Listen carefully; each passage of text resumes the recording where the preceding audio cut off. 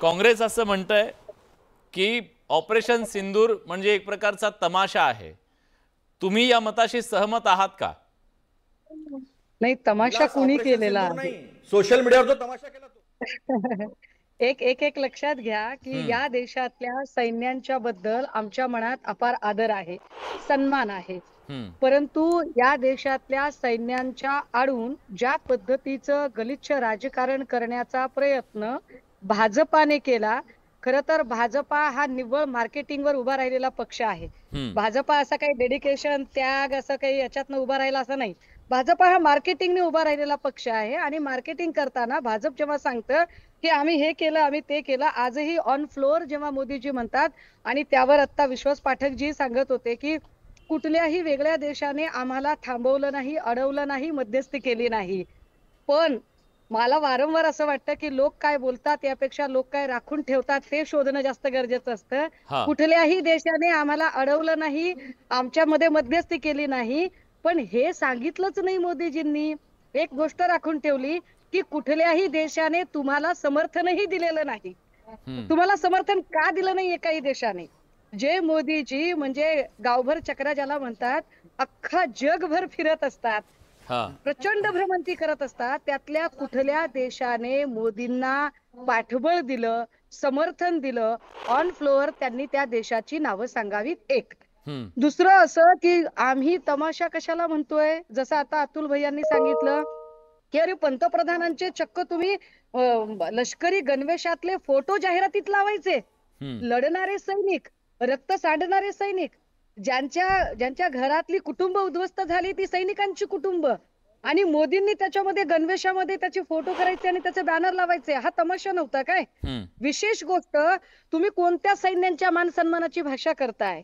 अरे जिथे आम्ही सैन्यांचा सन्मान करायची भाषा करत होतो तिथे भाजपचा एक खासदार कर्नल सोफिया कुरेशी यांच्याबद्दल काय वाह्यात पद्धतीने बोलला, काय गलिच्छ भाषा त्याने वापरली, आणि त्याचा तुम्ही साधा राजीनामा घेऊ शकला नाहीत ना, त्याच्यावर तुम्ही खेद व्यक्त करू शकलात.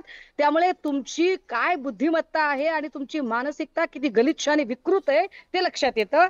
आता तिसरा महत्वाचा मुद्दा की कुठल्याही देशाने आमच्यामध्ये मध्यस्थी केली नाही. होय, कुठल्याही देशाने मध्यस्थी केली नाही. मोदीजी, हेच तुमच्या परराष्ट्र धोरणाचं अपयश आहे, हेच भाजपाच्या परराष्ट्र धोरणाचं अपयश आहे. आणि ते अपयश झाकण्यासाठी मग मोदींना आम्ही कसे काहीतरी करू शकतोय हे म्हणत तुम्हाला अक्षरशः या देशातल्या सगळ्या खासदारांच्या टीम जगभर पाठवाव्या लागल्या.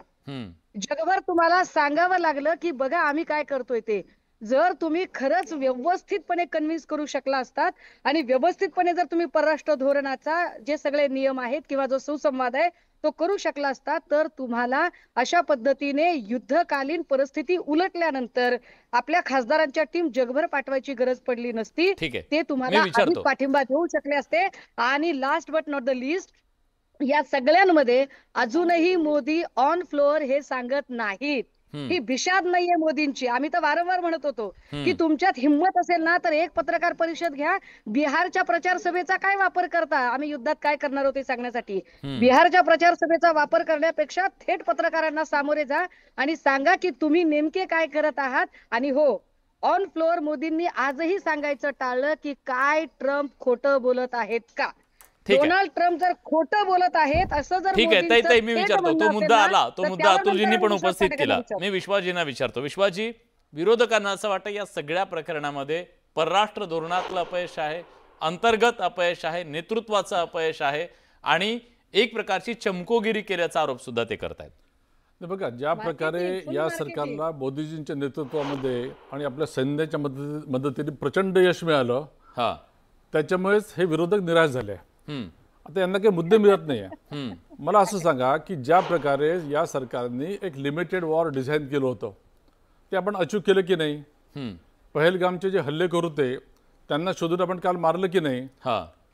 मग एवढाच त्या युद्धाचा पर्पज होता. आता ऑल आउट वॉर करायचं तर मला असं सांगा की या सरकारला किंवा या सैन्याला एवढं कळत नाही का? आज राहुल गांधी काय असं मोठं फुसक्याकडे सांगत होते की पाकिस्तान आणि चायनाचं फ्युजन आहे. आहेच ते. आज आपल्याला ऑल आउट वॉर जर करायचं असेल तर तिकडे चायना, पाकिस्तान, इकडे कदाचित बांगलादेश, सगळ्यांचीच आपल्याला तयारी करावी लागेल. आणि ती तयारी भारताची आहे. मात्र या युद्धामध्ये आपण लिमिटेड वॉर केला होता आणि वॉर अगेन्स्ट टेररिझम होता, वॉर अगेन्स्ट पाकिस्तान नव्हताच. पाकिस्तानने 7 मे नंतर जो काही शहाणपणा केला, एक सेकंड मी मध्ये नाही बोललो सुषमाताई, मी मध्ये नाही बोललो, मला ऐकू. मला फक्त तुम्हाला एकच प्रश्न विचारायचा नाही नाही, सगळे प्रश्नांची उत्तर देईल, मध्ये बोलू नका माझ्या प्लीज, माझ्याबद्दल बोलू नका. त्यामुळे भारताने जो लिमिटेड वॉर होता तो 7 तारखेला अचीव केला. त्याच्यानंतर त्यांना वॉर्निंग दिली, चॅलेंज केलं की तुम्ही जर याच्यानंतर पाकिस्तानने जर शहाणपणा केला तर आम्ही तुमच्या मागे लागणार. आणि ज्या प्रकारे आपल्या नेव्हीने किंवा मिलिटरीने सगळ्यांनी अटॅक केला, पाकिस्तान नेस्तनाबूत झाला. आणि जेव्हा त्यांच्या न्यूक्लिअर इन्स्टॉलेशन पर्यंत आपले बॉम्ब गेले तेव्हा पाकिस्तान हादरला, ट्रम्पही हादरले असतील कदाचित. आणि त्याच्यानंतर सगळं नॅरेटिव्ह सेट झालं. मात्र आपण पुढेच जाणार होतो. पाकिस्तानने जेव्हा म्हटलं, आपण 7 मेलाच त्यांना ऑफर दिली होती की आमचं काम झालेलं आहे, आता तुमच्यावर युद्ध करायचं की नाही. त्यांनी 4 दिवस प्रयत्न केला.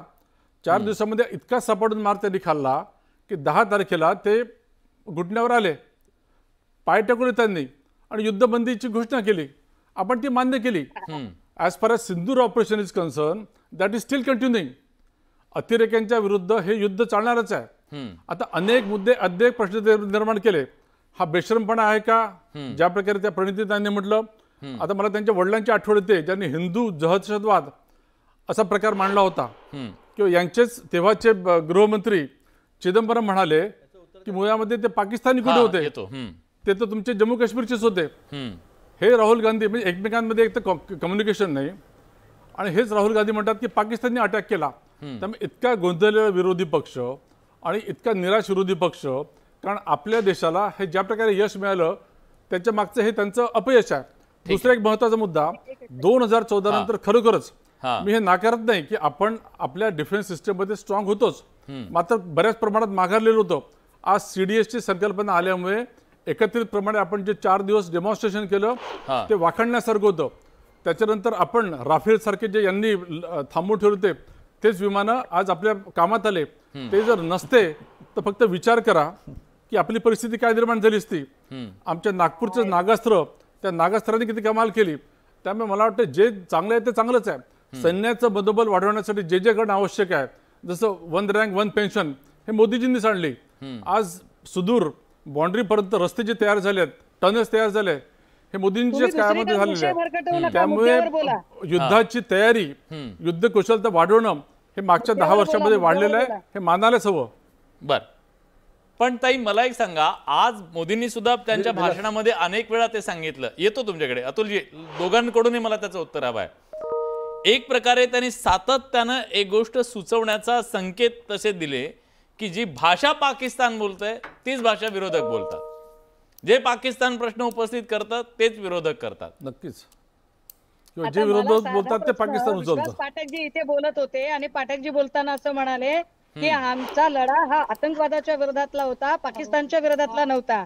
मग पाकिस्तानची बाजू घेऊन कोण बोलत आहे बरं? आम्ही बोलत आहोत की सत्ताधारी बोलत आहेत? मुळात गोंधळलेलं कोण आहे? आम्ही तुम्हाला खटकेबाज आणि अगदी बुलेट प्रश्न विचारत आहोत की जर तुमचं परराष्ट्र धोरण इतकं व्यवस्थित होतं तर तुम्हाला युद्धाच्या नंतर का माणसं पुन्हा पाठवावी लागली? तुम्हाला का खासदारांच्या टीम करून परदेशात पाठवाव्या लागल्या? जर तुमचं म्हणणं खरं आहे तर ऑन फ्लोअर तुम्ही हे बोलण्याची हिंमत आहे का? 56 इंच का सीना तुमचा कुठे गेला? जी तुमची 56 इंचाची छाती आहे ती 56 इंचाची छाती फुगवून ऑन फ्लोअर तुम्ही हे का सांगायची हिंमत करत नाही की होय डोनाल्ड ट्रम्प हे खोटं बोललेले आहेत आणि त्यांच्यामुळे आम्ही अजिबात सीज फायर केलेलं नाहीये? जर तुमच्यामध्ये हिंमत आहे, ताकद आहे, तर आम्ही तुम्हाला थेट प्रश्न विचारतोय, तू इधर उधर की बात मत कर, सीधा सीधा ये बता की कारवा कैसे लुटा. आम्ही साधा प्रश्न विचारत आहोत की तो कोणता देश आहे ज्या देशाने उघडपणे भारताला समर्थन दिलेलं होतं? आणि जर आम्हाला या इतक्या कठीण काळामध्ये जर एकाही देशाचं समर्थन मिळत नसेल, आम्ही आमच्या देशाची काळजी वाहणारे आहोत, आमच्या देशावर आमचं प्रेम आहे, पण आम्हाला मोदींना प्रश्न विचारायचे आणि मोदींच्या राजकीय रोजगार हमी योजनेच्या मजुरांना प्रश्न विचारायचे की जर तुम्ही काही फार जगभर फिरत होतात, उंडारत होतात, तर या सगळ्या उंडारण्यातनं तुम्हाला काय मिळालेलं आहे?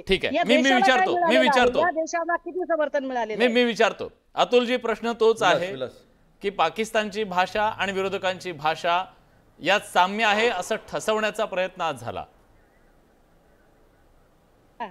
बरोबर आहे. देशविरोधी लोकांची जी भाषा आहे ती पाकिस्तानचीच भाषा आहे ना. ते आता राजनाथ सिंग काय बोलले त्यांच्या भाषणात की हा संघर्ष जो आहे हा एखाद्या भूमीचा नाहीच आहे, हा संघर्ष सभ्यता वर्सेस बर्बरताचा आहे. म्हणजे पीओके सोडून दिला का? ही पाकिस्तानची भाषा आहे आणि भारत विरोधी भाषा आहे. आणि कोण बोलताय? देशाचे संरक्षण मंत्री. कोणीच उत्तर देत नाही आहे. आता मी तुम्हाला सांगतो की कसं काय विदेश नीती परराष्ट्र धोरण कसं फसलेलं आहे. पाकिस्तान हा आतंकी राष्ट्र आहे. आमची पहिल्यापासून भूमिका आहे आतंकी राष्ट्र आहे. आमचे पंतप्रधान 10 वर्ष पंतप्रधान राहिले ज्यांचा जन्म हा पाकिस्तानात झाला मनमोहन सिंगचा, ते मनमोहन सिंग साहेब कधीही पाकिस्तानात गेले नाही. हे न बोलवता गेले. बिर्याणी जनता पार्टी आले, बिर्याणी खाऊन तिथलं आपल्याला हे पण द्यावं लागलं, पार्किंग चार्जेस जे आहे ते पार्किंग चार्जेस पण द्यावे लागले. आता पहलगामचं झालं, मोदी कसे कमी पडले झालं तेव्हा तुम्ही काय केलं हा पण तो आतंकी राष्ट्र आहे. ऐकून घ्या ना. नाही 56 इंची दाखवायची होती. 26/11 आम्ही दाखवली ना, ते सांगतो ना कशी दाखवली. 9च्या 9 मारले, काही कामामध्ये मारले. एक उमाळीने पकडून दाखवला बिचारा, आपल्या एका कॉन्स्टेबलनी पराक्रम केला. प्रेरणा होती नेतृत्वाची म्हणून, आणि ताजमध्ये गाडले सगळे आणि अजमल कसाबला मारून गाडलं आम्ही. आणि तुमच्या उमळीने पकडलं की प्रेरणा सरकारची असते. हे कसं चालेल बरं? असं कसं असू शकेल? ऐकून घ्या ना. डिसिजन मेकिंग, पॉलिटिकल विलची गोष्ट आहे.